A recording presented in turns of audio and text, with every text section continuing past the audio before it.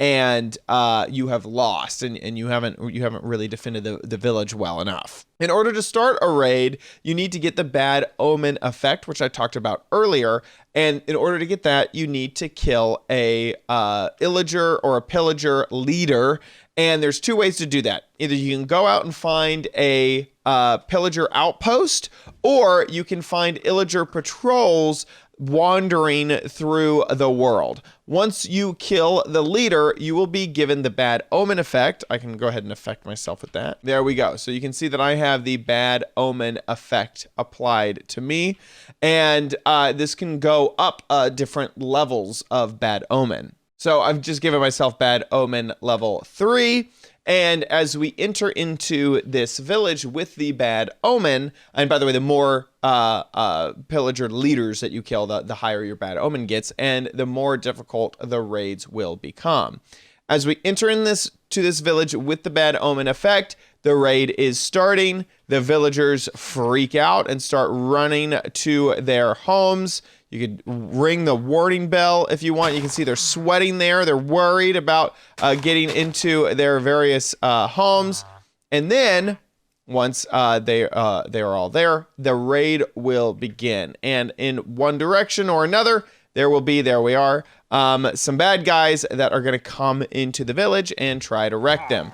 You need to kill them all. And so you can see the raid level is decreasing as this awesome iron golem here is destroying them. Oh, that guy has multi-shot on his bow there. That is awesome.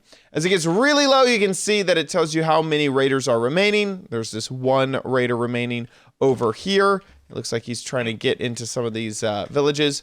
One neat thing is that you can use the bell to highlight where the rest of them are. So if I hit the bell, you can see that it adds the glowing effect onto that raider there. And even if he is behind a building, you'll be able to see where he is. That only works in a 32 block radius.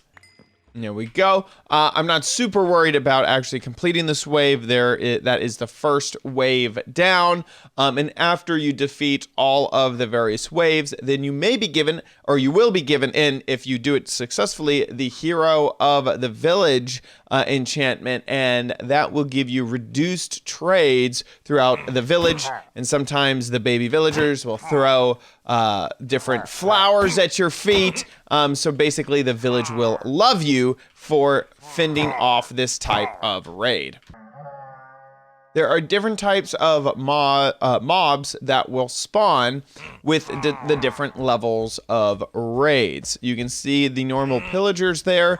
They're the ones with the crossbows, but you also have this new mob, which is a ravager.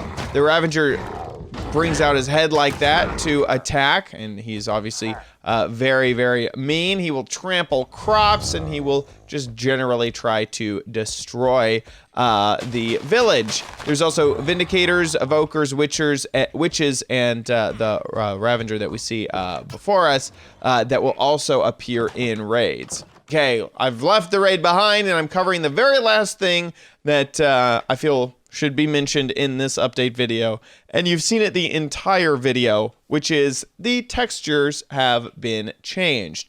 It's grown on me. I don't find them to be super different from the old textures. One of the big issues I have with texture packs is that all the blocks look different, and so I'm always constantly looking for that block, but these are close enough to the originals that everything is just fine. If you really, really, really love the old textures, you now have a texture pack available to you called Programmer Art, and when you load that up, then you'll have all of the old textures. So you can see, cake and stuff, that all looks the same.